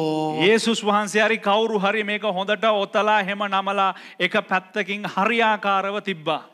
Whoever it was, Jesus or the angels, they did this. My question to you is, why the wrapping? Why not just remove it and ஏன் அப்படி சுத்தணும், சுருட்டி அழகா அப்படி ஓரத்துல வைக்கணும்? මගේ ප්‍රශ්නේ ඇයි මේක ගලවලා දාලා එක පැත්තකට විසික් කරන්නේ නැතුව ඇයි ඒක හොඳට මෙහෙම මේ ඔතලා නමලා ඒක පිළිවෙලකට අරන් තිබ්බේ මොකක්ද හේතුව? சும்மா ட்ரைங்கனி தான் அங்கிட்டு போட்டுக்கலாம், அது தானா போயிட்டு விழுந்திருக்கலாமே. නිකම් මෙහෙම එකපාරට ගලවලා විසික් කරන තිබ්බලා ඒක නිකම්ම ගිහලා වැටෙයිනේ. அந்த ரகசியம் எத்தனை பேருக்கு தெரிஞ்சுக்கிறணும்? ඒ රහස කී දෙනෙකුට දැනගන්න How අවශ්‍යද? many of you all want to learn that secret? Glory to God, I'm going to teach you that. Okay? அதை நான் உங்களுக்கு கற்றுக் கொடுக்க போகிறேன். ඒක තමයි මම ඔයාලට උගන්වන්න යන්නේ. அதற்கு முதல் ඒට ප්‍රථමව நான் உங்களுக்கு இந்த சீலைகளை பற்றின ஒரு விஷயத்தை சொல்ல வேண்டும். அந்த சூடாரியோனத்தால அதுக்கு பிறகு வருவோம். ඒ සුඩාරියෝන් පිළිබඳව මම ඔබට පසුව කියලා දෙන්න. නමුත් මේ රෙදි පිළිබඳව ඔයාලට සමහරක් දේවල් කියලා දෙන්න අවශ්‍යයි. Let's talk about the sudarion after something else. Let me talk about these clothes. இந்த உடுப்பை பத்தி நான் பேசுறேன். මේ ඇඳුම ගැන නැත්තම් බෙල්ලේ තිබිලා පාද දක්වා තිබෙන ඔය ඇඳුම ගැන කතා කරන්න. இயேசு உயிரோடு எழுந்த பொழுது යේසුස් වහන්සේ මලවුන්ගෙන් උත්ථානය වූාට පසුව அவருடைய உடம்பில் அந்த சீலைகள் மட்டும் தான் சுற்றி இருந்தது என்றால் යේසුස් වහන්සේ එහෙම නැගිටින අවස්ථාවේ උන්වහන්සේගේ ශරීරයේ ඒ වත නැත්තම් ඒ රෙදි කොටස පමණක්ද තිබ්බේ නම් அவர் நிர்வாணமாய் எழும்பியிருக்க வேண்டும். උන්වහන්සේ නිර්වස්ත්‍රව උත්ථානය වෙන්න අවශ්‍යයි. We know that Jesus' body was wrapped with only those clothes, which means when Jesus rose again, he must have risen again naked. And my question to you is, was he naked? என்னுடைய கேள்வி, මගේ ප්‍රශ්නය அவர் நிர்வாணமாய் இருந்தாரா? උන්වහන්සේ නිර්වස්ත්‍රව සිටියද? உடனே அதே அதிகாரத்திலே பிறகு மகதலேனா மரியாள் இயேசுவை வெளியே காணும்போது இயேசு நிர்வாணமாய் இருந்தார்? இல்லை. යේසුස් වහන්සේ මේ උත්ථානය වුණාට පස්ව මග්දලාහි මරියා එකපාරට යේසුස් වහන්සේ දකින්නකොට උන්වහන්සේ නිර්වස්ත්‍රව හිටියේ නැහැ. When Mary Magdalene saw Jesus right after that scenario in the same chapter, Jesus was not naked. He was wearing something. அவர் எதையோ அணிந்திருந்தார். ඒ කුමද්දෝ දෙයක් උන්වහන්සේ පැලඳගෙන සිටියා. இந்த ரெண்டு சொற்களையும் நான் உங்களுக்கு காட்ட போகிறேன். ඒ වචන දෙක මම ඔයාලට පෙන්වන්න යනවා. I'm going to show those two Greek words. இதோ இருக்கின்றன. මෙන්න තිබෙනවා. யோவான் 20ஆம் அதிகாரம் 5ம் 7ம் சீலைகள் என்று வருகின்றனவே. යොහාන් 20 වෙනි පරිච්ඡේදයේ 5 වෙනි පදයත් ඒ වගේම 7 වෙනි පදයත් ඒ කියන්නේ රෙදි කියලා බහුවචනෙන් තිබෙනවා. The 5th and the 7th verses talk about clothes. The Greek word for that is, here I have written, and in your Bible also it's there. What is that? Othonia, coming from othonion. Othonion என்ற சொல் வருகிறது. ඔතෝනියෝන් කියන්නව ඒ වචනය පැමිණුණ Greek භාෂාවෙන්. The Greek word othonion is a very expensive but very comfortable linen cloth. லினனுக்கு தமிழ்ல என்ன சொல்றது? Linen. How do you say linen in Tamil? Linenu. பருத்தியா? அது சாஃப்டான ஒரு அழகான மெதுவான ஒரு துணி. ඉතා ඒ මෘදු ඉතාම සනීප එක මේ රෙද්දක් තමයි මේ ඔය අහන රෙදි නැත්නම් ලිනන් රෙදි කියන්නේ. வேதத்தின்படி பைபிளேට අනුකූලව இந்த சீலையை தான் பவுலடியார் சொல்கிறார், பழைய உடையை களைந்து போட்டு புதிய உடையை தரித்துக் கொள்ளுகிறோம் என்று. මේ රෙද්ද පිළිබඳව මේ හන රෙද්ද පිළිබඳව තමයි පවුල්තුමා කතා කරන්නේ පරණ ඒ වස්ත්‍ර ඉවත් කරලා අලුත් වස්ත්‍ර පැළඳ ගන්න කියලා. Paul talks about we removing our old clothes and putting on the new clothes. And that is a symbolic expression to righteousness. நீதியை குறிக்கும். ඒ මොකක්ද පෙන්눔 කරන්නේ? ධර්මිෂ්ඨකම පෙන්눔 කරනවා. நீதி வஸ்திரம் என்றால் என்ன? இந்த வஸ்திரம் எதை குறிக்கிறது? මේ වස්ත්‍රය කුමක්ද පිළිඹු කරන්නේ? நீதி. ධර්මිෂ්ඨකම. இப்போ வெளிப்படுத்தலுக்கு ஓடுங்க. දැන් ඔබ එලිදරව් පොතට ගමන් කරන්න 19வது அதிகாரத்துக்கு. 19 වෙනි පරිච්ඡේදයට. Come with me to Revelation chapter 19 and read verses 8 and 14. 8வது 14வது வசனங்களை வாசிப்போம். 19 වෙනි පරිච්ඡේදයේ 8 වෙනි පදයත් ඒ වගේම 14ත් කියවන්න. சுத்தமும் பிரகாசமுமான மெல்லிய வஸ்திரம் தரித்துக் கொள்ளும்படி அவளுக்கு, அதாவது சபைக்கு, மனவாட்டிக்கு அளிக்கப்பட்டது. 8 වෙනි පදය දීප්තිමත් වූ පවිත්‍ර වූ සිහින් වස්ත්‍රයෙන් පැළඳෙන්නට ඈට ලැබුණේය. And to her was granted that she should be arrayed in fine linen, clean and white. அந்த மெல்லிய வஸ்திரம் பரிசுத்தவான்களுடைய நீதிகளே. සිහින් වස්ත්‍ර නම් ශුද්ධවන්තයන්ගේ ධර්මිෂ්ඨ ක්‍රියාය. For the fine linen is the righteousness of saints. 14வது வசனத்துல பரலோகத்தில் உள்ள சேனைகள் வெண்மையும் சுத்தமுமான மெல்லிய வஸ்திரம் தரித்தவர்களாய் என்று இருக்கிறது. 14 වෙනි පදේ සඳහන් වෙනවා සිටින සේනාව සුදු වූ පවිත්‍ර වූ සිහින් වස්ත්‍ර වූ හැඳ. Verse 14. And the armies which were in heaven followed him upon white horses, clothed in fine linen, white and clean. Okay, now in these two verses also we find linen, but there is a different Greek word. இந்த இரண்டு வசனங்களிலும் கூட இந்த மெல்லிய வஸ்திரம் வருகிறது, ஆனால் வேறொரு ஒரு கிரேக்க சொல். ඉතින් මේ සිහින් වස්ත්‍ර වලට ග්‍රීක් භාෂාවෙන් වෙනම වචනයක් මේ ස්ථානයේ සඳහන් වෙනවා. Busos. முதல்ல othonion. ඔතෝනියෝන් ප්‍රථමව තිබෙන්නේ ඔතෝනියෝන් ලෙස. இப்ப busos. දැන් බුසොස්. கவனிங்க. We are learning Greek here. The linen in Revelation is busos. வெளிப்படுத்தலில் வருகின்ற அந்த மெல்லிய வஸ்திரம் busos. එලිදරව් පොතේ සඳහන් වෙනා ඔය සිහින් වස්ත්‍ර බුසොස් කියලා සඳහන් වෙනවා. ஆனால் பூமியில் அந்த மெல்லிய வஸ்திரம் othonion. නමුත් භූමියේ තිබෙනා ඔය සිහින් වස්ත්‍ර ඔතෝනියෝන් කියලා සඳහන් වෙනවා. The other clothes that we are talking about is othonion. So Jesus had the othonion. இயேசுவை சுற்றி இருந்தது othonion வஸ்திரம். යේසුස් වහන්සේව වෙලලා තිබුණේ ඔතෝනියෝන් වස්ත්‍ර වලින්. அதிலிருந்து வெளியே வந்தவர் ඒන් එළියට පැමිණා වූ තනන් වහන්සේ நிர்வாணமாகவில்லை, නිර්වස්ත්‍ර වුණේ නැහැ. புசோஸ் வஸ்திரம் அணிந்தவராய் இன்று வரை காணப்படுகிறார். බුසොස් වස්ත්‍ර ඇඳා වූ පුද්ගලයා වශයෙන් අද වෙනතුරුත් සිටිනවා. Jesus who got out of his othonion linen is not seen naked because he is wearing the busos linen. என்ன அர்த்தம் தெரியுமா? මොකක්ද අර්ථය දන්නවද? இயேசுவானவர் உலகத்தில் இருக்கும் பொழுதும் நீதிமானாய் இருந்தார். යේසුස් වහන්සේ ලෝකයේ සිටින විටත් ධර්මිෂ්ඨයෙක් ලෙස සිටියා. Yes, Jesus was righteous when he lived on this earth. But even the earthly righteousness is not sufficient to heaven. ஆனால் இந்த பூமியின் நீதி எவ்வளவு நல்லதா இருந்தாலும் பரலோகத்துக்கு செல்லுபடியாகாது. නමුත් මේ භූමියේ ඒ ධර්මිෂ්ඨකම කොතරම් හොඳට තිබුණත් ඒක ස්වර්ගයට ප්‍රමාණවත් වන්නේ නැහැ. பூமியில் இருக்கும் வரை பூமிக்குரிய நீதி பரிசுத்தவான்களுக்கு இருக்க வேண்டும். භූමියේ ජීවත් වෙනකල් පොළවේ ජීවත් වෙනකල් පොළවේ ඉන්න අයට ඒ පොළවේ තිබෙනා වූ මේ සුද්ධකම නැත්නම් ඒ ධර්මිෂ්ඨකම අවශ්‍යයි. As long as we are on the earth, we need to have the righteousness of God. We should be clothed, attired by the righteousness of God. That's important. But when we go to heaven in Revelation 19, we are going to be given the heavenly righteousness. ஆனால் பரலோகத்துக்கு போகும் பொழுது නමුත් අපි ස්වර්ගස්ත වෙන අවස්ථාවේදී பரலோக நீதியின் வஸ்திரம் நமக்கு கொடுக்கப்படும்.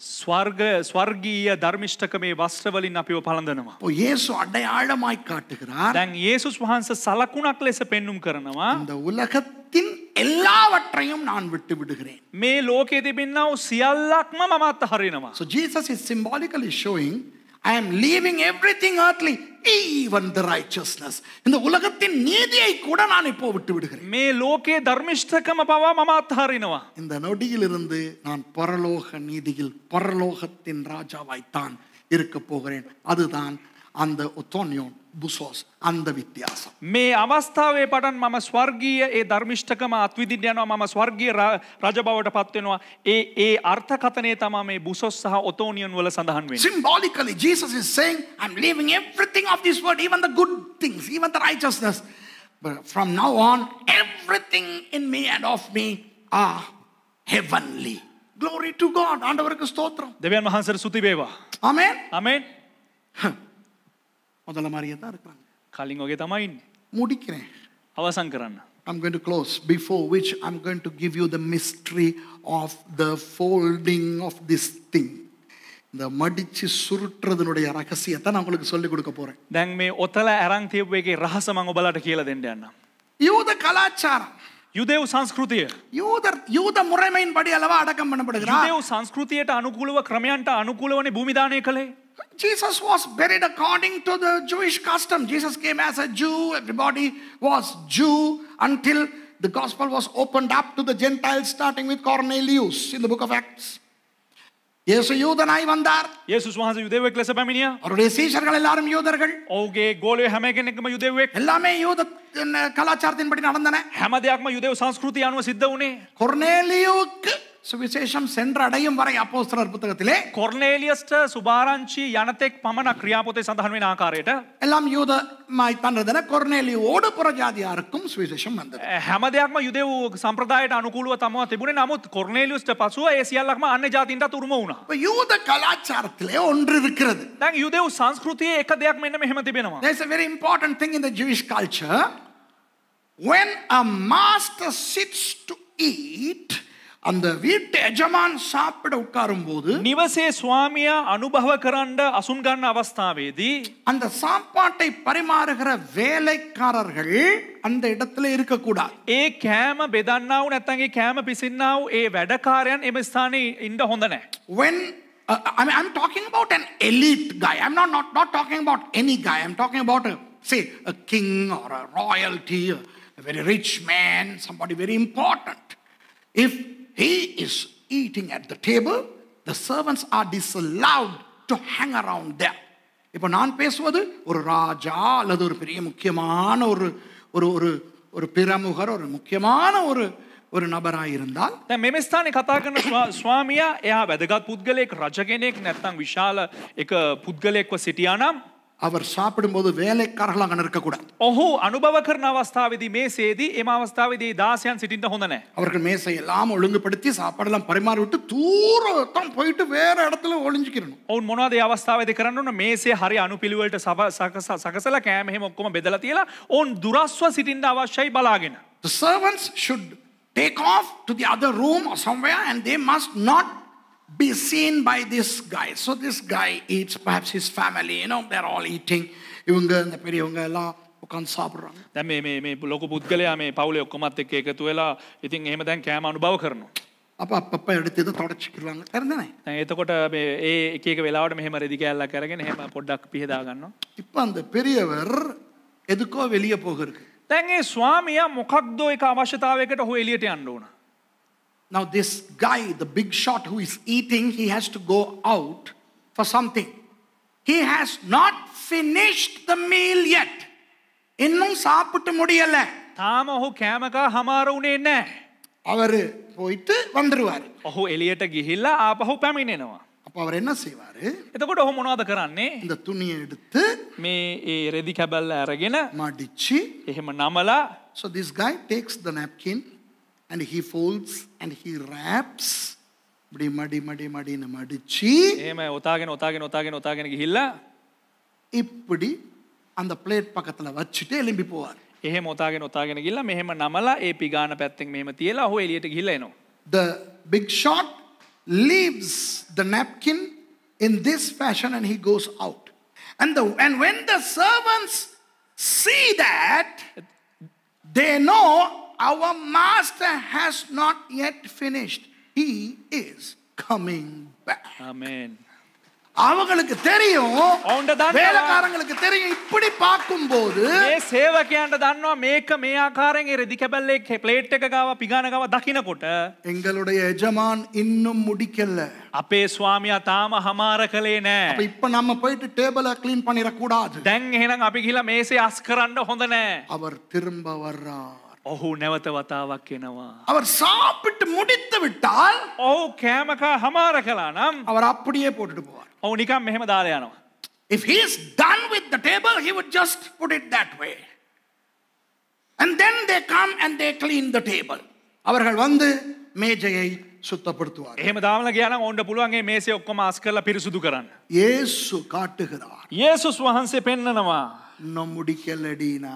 මම තාම ඉවර කරේ නෑ. மரித்தேன், මැරුණා, உயிர் தெழுந்தேன், මම උත්ථානය වුණා, பரலோகத்துக்கே போக போகிறேன். මම ස්වර්ගයටත් යන්න යනවා. ஆனால் නමුත් திரும்ப வருவேன். නැවතත් එනවා. Yes, I died. I rose again from the dead. I'm going to heaven. But that's not the end of the story. I will come back. Where? அந்த எஜமான் எங்க வருவார்? ඒ ස්වාමියා කොහෙටද එන්නේ? அந்த வீட்டுல எந்த இடத்துக்கும் இல்ல. ඒ නිවසේ ඕනම තැනකට නෙවෙයි. அந்த மேசைக்கே வருவார். ඒ මේසයට මේ ස්ථානයටම එනවා. The master is not going to return just to the house, to any room, but to the table, to the place where this is. இதே இடத்துக்கு அவர் வர போறார். මේ ස්ථානෙටම උන්වහන්සේ එන්න යනවා. නෑ එයා ස්වාමියා එන්න යනවා මේසෙට. இயேசு காட்டுறார், යේසුස් වහන්සේ පෙන්නනවා இஸ்ரவேலிலே எருசலேமிலே கொல்லப்பட்டேன். ඉස්රායෙල් වල යෙරුසලම මාව මරණු ලැබුවා. I died in Jerusalem. I rose again in Jerusalem. நான் எருசலேமிலே உயிர் මම தெழுந்தேன். යෙරුසලමේදී උත්ථානය වුණා. எருசலேமிலே ஒலிவ மலையிலிருந்து மேலே போகிறேன். යෙරුසලමේ ඔලිව කන්දේ ඉඳලා මම ස්වර්ගස්ත වුණා. I ascend from Jerusalem, the Mount of Olives. I am coming back to Jerusalem. எருசலேமுக்கே நான் திரும்ப මම வரேன். නැවත වතාවක් යෙරුසලමට පැමිණෙනවා. ආමෙන්. ஹalleluya. எவ்வளவு அற்புதமான விஷயங்கள் இருக்கின்றன. කෙතරම් පුදුම සහගත දේවල් තිබෙනවද? ஆகவே எத்தனை பேர் உண்மையா சொல்லுவீங்க, உண்மையா ஆசீர்வதிக்கப்பட்டோம் அப்படின்னு? කී දෙනෙක් කියනවද How many ඇවිල්ලා of you all are ආශිර්වාද blessed? ලබවුවා කියලා? Our Lord rose again from the dead, and that's history as much as spirituality. நமது ஆண்டவராகிய இயேசு உயிர் தெழுந்தது අපේ දෙවියන් වහන්සේ වූ ක්‍රිස්තුස් වහන්සේ උත්ථානය වුණේ எந்த அளவுக்கு ஆவிக்குரிய உண்மையோ කෙතරම් දුරට ඒක ආත්මික සත්‍යතාවයක්ද?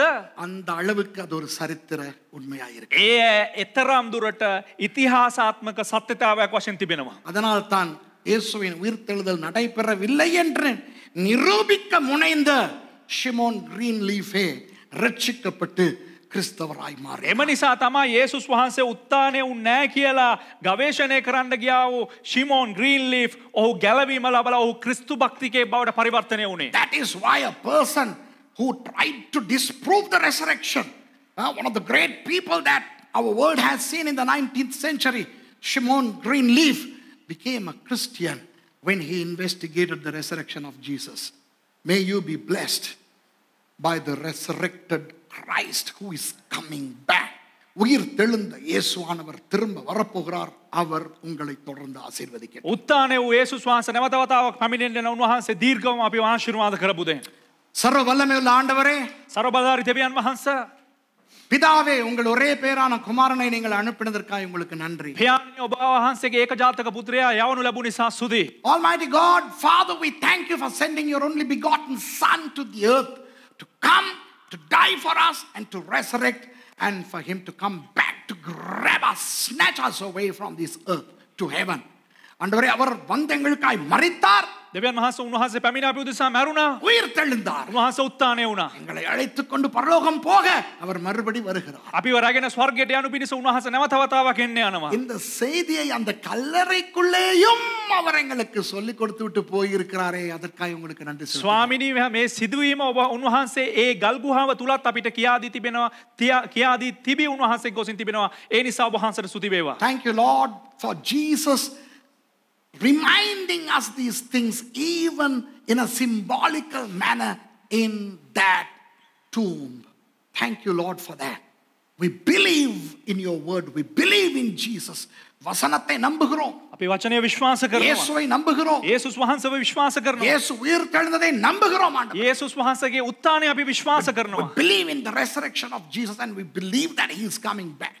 அவருடைய இரண்டாவது வருகையை நம்புகிறோம். උන්වහන්සේගේ දෙවනි පැමිණීමත් අපි විශ්වාස කරනවා. ஆகவே மாரநாதா என்று சொல்லுகிறோம். மறுபடியும் அவருடைய வருகை சீக்கிரம் அமைவதாக. උන්වහන්සේට මාරනාතා කියලා කියන උන්වහන්සේගේ පැමිණීම ඉතා ශීඝ්‍රයෙන් ඇතිවන සේක්වා. So we confidently say, yeah, Maranatha, come quickly, Lord. In the name of Jesus I pray. இயேசுவின் நாமத்திலே. යේසුස් වහන්සේගේ නාමයෙන්.